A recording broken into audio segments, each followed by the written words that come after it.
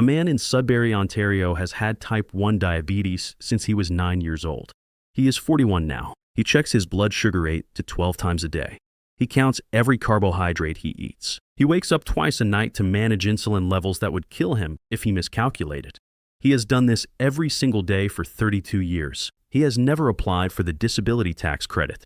Not because he looked into it and did not qualify, because in 32 years, not one doctor, not one accountant, not one Canada Revenue Agency representative, not one person in any professional capacity has ever told him the program exists. Last year, a neighbor mentioned it at a backyard barbecue. He went home and looked it up. He qualified, retroactively, for 10 years. He filed the applications. He received $26,000 in federal tax refunds spanning a decade of unclaimed credits. $26,000 from a program that has existed since 1988. That every medical professional involved in his care for 32 years had the authority to certify him for. That nobody mentioned. He did not know. They did not tell him. That is not a gap in communication. That is the system. To understand why the system is failing eligible Canadians so comprehensively right now, you need to understand what the disability tax credit was built to accomplish. The DDC was introduced in its modern form in 1988. The underlying policy rationale was straightforward and defensible. Canadians living with significant disabilities incur costs and face economic disadvantages that are not captured by the standard tax system. A person who spends 3 hours a day managing a chronic condition, or who requires adaptive equipment, or who cannot work standard hours because of a physical or mental impairment, faces a materially different financial reality than a person without those constraints. The tax system should account for that difference. The mechanism chosen was a non-refundable tax credit, a reduction in the federal income tax owed by the eligible person, calculated against a base disability amount that has been adjusted upward over the years. The credit was designed to provide meaningful relief without creating a cash transfer program. For decades, the program existed quietly. It was available. It was underused. The CRA did not actively promote it. Medical professionals were not systematically informed about their role in certifying patients. Disability advocacy organizations knew about it and helped their members navigate the application. Everyone else, the majority of eligible Canadians, remained unaware. Then two things happened simultaneously that made the gap between eligibility and uptake worse.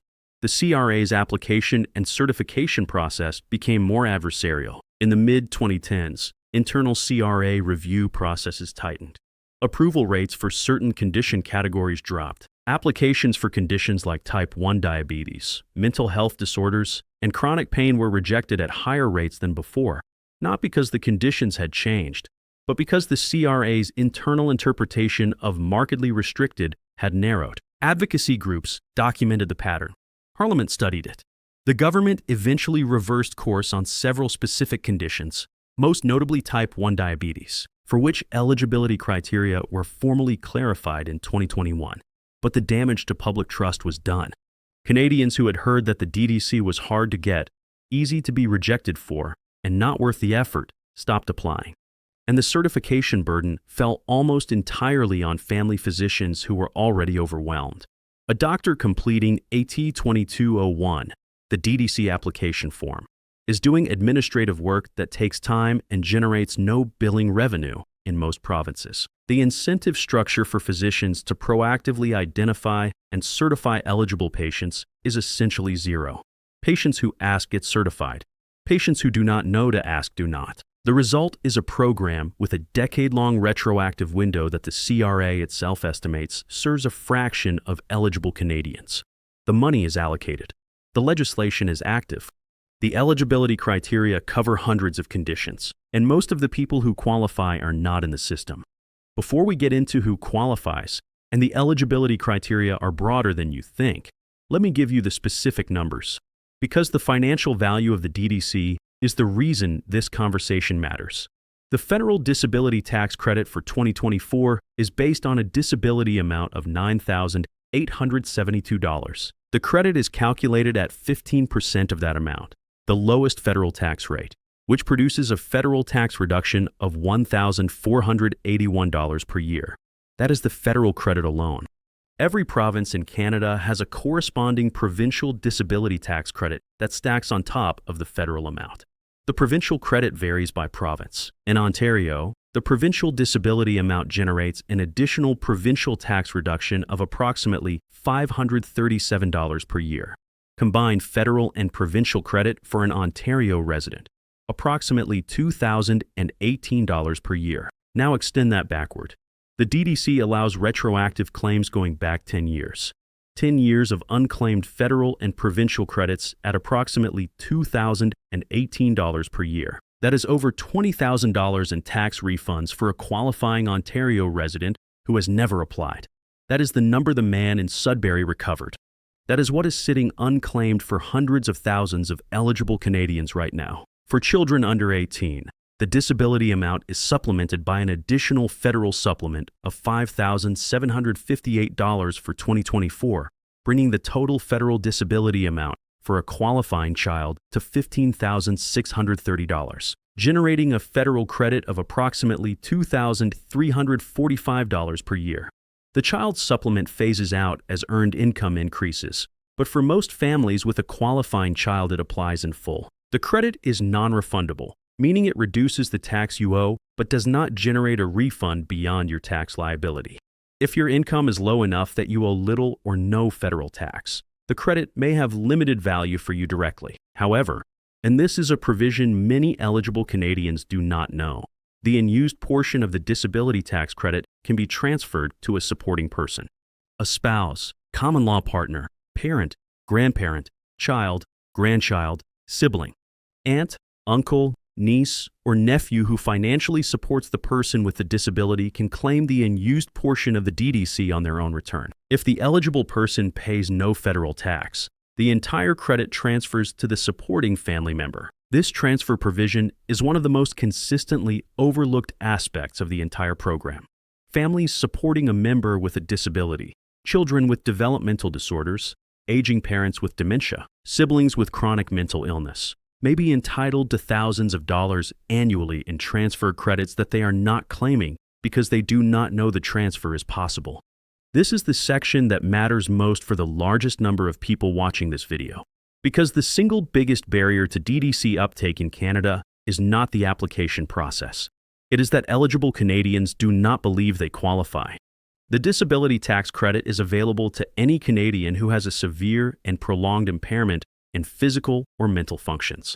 Let me break down what each of those words means in the CRA's own framework, because the plain language interpretation is consistently broader than the colloquial one. Severe means that the impairment markedly restricts the person's ability to perform a basic activity of daily living, or that the cumulative effect of multiple significant restrictions is equivalent to a marked restriction in a single activity. Markedly restricted means that even with appropriate therapy, medication, and devices, the person is unable to perform the activity or takes 3 times longer than a person without the impairment. Prolonged means the impairment has lasted or is expected to last for a continuous period of at least 12 months. The basic activities of daily living covered under the DDC are speaking, hearing, walking, eliminating bodily waste, feeding, dressing, and mental functions necessary for everyday life. The last category, mental functions, includes memory, problem-solving, goal-setting, judgment, and adaptive functioning. It covers a wide range of mental health and cognitive conditions. There is also a separate category for life-sustaining therapy. If a person requires therapy that is essential to sustain a vital function, and that takes an average of at least 14 hours per week, including time spent on the therapy itself and time directly attributable to administering it, they qualify under the therapy provision regardless of the activities of daily living criteria. This is where the type 1 diabetes eligibility sits. Managing insulin-dependent diabetes requires blood glucose monitoring, carbohydrate counting, insulin administration, and ongoing adjustment of dosage, activity that the CRA, following a formal policy clarification in 2021, now accepts as meeting the 14 hours per week threshold for life-sustaining therapy in most cases of intensive insulin management.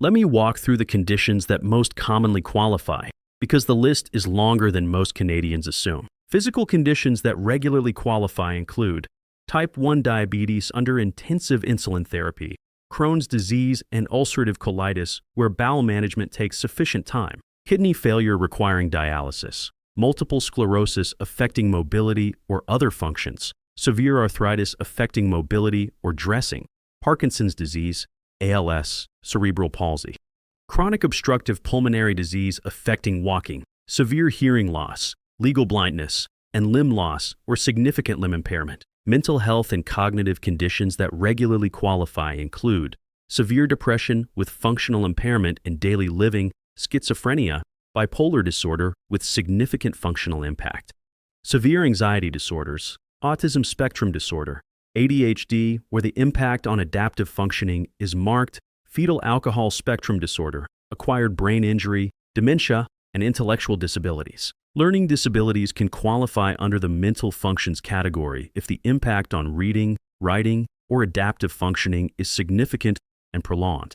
The critical phrase throughout all of this is markedly restricted, not somewhat affected, not inconvenienced, not requires accommodation. The CRA standard is meaningful, but the range of conditions that meet it is far broader than the popular understanding of the DDC as a program for people with visible physical disabilities. If you have a condition, physical, mental, or cognitive, that has lasted more than 12 months, and that meaningfully restricts your ability to perform daily activities or requires significant time in therapy to manage, you should be having a conversation with your doctor about whether you qualify, not assuming you do not. The disability tax credit application is a two-part process, and understanding both parts is essential to not having your application rejected on procedural grounds. The application is filed on Form T-2201, the Disability Tax Credit Certificate.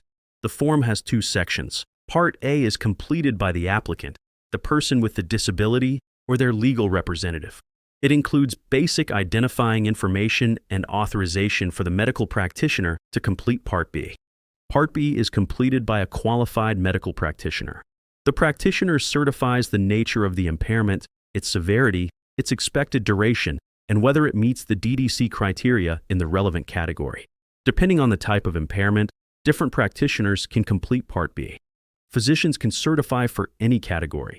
Nurse practitioners can certify for most categories. Optometrists can certify for vision impairments. Audiologists for hearing. Occupational therapists for walking and dressing. Psychologists for mental functions. Speech-language pathologists for speaking. Physiotherapists for walking. This matters because if your family physician is difficult to access or charges a completion fee for the form, you may have alternative practitioners who can certify you at lower cost or greater convenience. Once Part B is completed, the T-2201 is submitted to the CRA, either by mail or electronically through the My Account portal. The CRA reviews the application and issues a determination letter. If approved, the CRA will indicate the years for which the applicant is eligible, the start date of the disability, and the credit will be applied to returns for those years. If you have already filed tax returns for years in which you were eligible but did not claim the DDC, the CRA will automatically reassess those returns and issue refunds for the unclaimed credits. You do not need to file amended returns for each individual year. The CRA does the reassessment once the T-2201 is approved. The retroactive window is 10 years. If your disability has existed for more than 10 years, you can only recover 10 years of credits. If it has existed for less, you can recover credits going back to the start of the disability, as certified by your medical practitioner on the T-2201. One important note on certification: the practitioner certifies the start date of the disability based on clinical judgment and medical records. If your condition began 15 years ago but was formally diagnosed 12 years ago, the certified start date may reflect the diagnosis rather than the onset. Work with your practitioner to ensure the certified start date accurately reflects when the condition began to meet the DDC criteria, because that start date determines how many years of retroactive credit you can recover. This section exists because DDC application rejection rates for certain conditions are not low, and because a rejected application is not the end of the process. It is the beginning of a different process that most applicants abandon because they do not know it exists. If the CRA rejects your T-2201, they will send you a determination letter explaining why. The most common rejection reasons are that the CRA does not consider the impairment to meet the markedly restricted threshold, or that the practitioner's description on Part B was insufficiently detailed to support approval. The first step after a rejection is not to give up. It is to review the determination letter carefully and determine whether the rejection was based on the clinical description in Part B, in which case a more detailed resubmission with additional clinical documentation may succeed, or whether the CRA is disputing the eligibility of the condition itself. If you disagree with the CRA's determination, you have the right to file a formal objection. The objection process begins with a notice of objection filed within 90 days of the determination letter. You are disputing the CRA's interpretation of your eligibility. The objection goes to the CRA's Appeals Division, which conducts an independent review of the determination. If the Appeals Division upholds the rejection and you still believe you qualify, you can appeal further to the Tax Court of Canada. This is a formal legal process, but it is accessible to self-represented appellants, and the Tax Court has a simplified procedure for disputes under $25,000 that does not require a lawyer. Disability advocacy organizations across Canada, including March of Dimes Canada, the MS Society, Diabetes Canada, and others, have appeals expertise and can provide guidance. The Canadian Disability Tax Credit Resource Centre and independent practitioners who specialize in DDC applications can assist with objections at various stages. Do not treat a CRA rejection as a final answer without understanding what specifically was rejected and why. This section is critical, and it is consistently omitted from every public communication about the disability tax credit, because the DDC is not just a tax credit. It is the gateway to a separate program with potentially far greater financial value. The Registered Disability Savings Plan, the RDSP, is a federal savings program available exclusively to Canadians who are eligible for the disability tax credit. You cannot open an RDSP without an approved DDC certificate. The two programs are linked. Here is what the RDSP provides. The Canada Disability Savings Grant matches contributions to an RDSP at rates of up to 300%, depending on family income and contribution amount. On the first $500 contributed annually, lower-income families receive a $3 grant for every $1 contributed, a 300% match. On the next $1,000 contributed, the match is $2 for every $1, 200%. The maximum annual grant is $3,500, and the lifetime maximum government grant is $70,000 per beneficiary. The Canada Disability Savings Bond provides an additional government contribution to the SPs of lower-income Canadians, up to $1,000 per year, without requiring any matching contribution from the account holder. The lifetime maximum bond is $20,000. Combined lifetime government contributions through grants and bonds, up to $90,000 per eligible beneficiary, deposited into a tax-sheltered account that grows tax-free until withdrawal, at which point withdrawals are taxed in the hands of the beneficiary, typically at a low rate. The RDSP has a carry-forward provision. Unused grant and bond entitlements accumulate for up to 10 years. If you become eligible for the DDC today, and open an RDSP immediately, you may be entitled to catch up grants and bonds for up to 10 prior years of entitlement, depending on your age and income during those years. A person who is eligible for the DDC at age 20, opens an RDSP at age 30, and maximizes catch-up contributions in year 1, could receive a single-year government contribution of up to $35,000 in grants and bonds for the prior 10 years of entitlement. The RDSP must be opened before age 60. Contributions can be made until the beneficiary turns 59. The account can hold any qualifying investment, GICs, mutual funds, index funds, bonds. The investment growth is tax-sheltered. If you have an approved DDC certificate and do not have an RDSP, you should open one immediately. If you were recently approved for the DDC retroactively, calculate your catch-up entitlement before your financial institution does it incorrectly. The carry-forward rules are complex and banks routinely miscalculate them. If you are the parent of a child who qualifies for the DDC, open an RDSP for that child immediately. The earlier the account is open, the longer the investment horizon, and the more powerful the compounding on government contributions. An RDSP opened at age 5, maximized annually, with a 60-year investment runway, produces a retirement asset that no other registered account in Canada can match for an eligible beneficiary. Beyond the RDSP, an approved disability tax credit certificate unlocks eligibility for a range of provincial programs that most DDC holders never access. In Ontario, an approved DDC is one of the qualifying criteria for the Ontario Disability Support Program, ODSP, which provides monthly income support and extended health benefits to eligible individuals with disabilities. ODSP and the DDC use different eligibility criteria, and a DDC approval does not automatically confer ODSP eligibility, but the DDC documentation strengthens an ODSP application significantly. Ontario's Assistive Devices Program provides government funding for wheelchairs, hearing aids, communication devices, and other assistive technology. Provincial drug benefit programs in Ontario, BC, and Alberta have provisions for individuals with disabilities that provide expanded drug coverage beyond what standard provincial plans offer. The Home and Vehicle Modification Program in Ontario, and equivalent programs in other provinces, provides grants for accessibility modifications to the homes and vehicles of people with disabilities.